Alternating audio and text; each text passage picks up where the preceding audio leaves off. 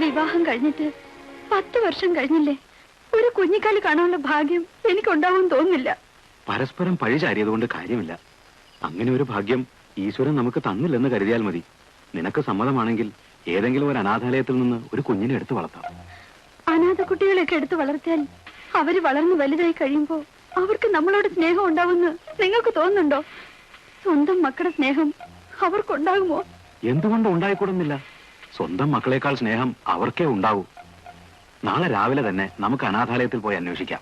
നിങ്ങൾ ഇതുവരെ കേട്ടത് അനാഥ പഠിക്കാണ്ടിരുന്ന് നാടകം കേൾക്കാ. ஆல் இந்தியா ரேடியோ சென்னை வானொலி. நீங்கள் இதுவரை கலா கைரளி மலையாள நிகழ்ச்சி கேட்டீர்கள்.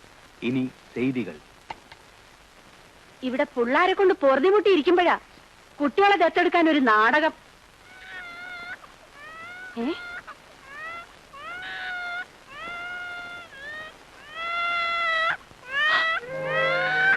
പഠിച്ചോനെ, ഏതാണ് ഈ പുള്ള? ആരെയും കാണുന്നില്ലല്ലോ. എന്താ റബ്ബേ, ബഷീറേ, ഇതാ പിടി. പഠിച്ചോനെ, ആരിന്റെ പുള്ളയാണോ?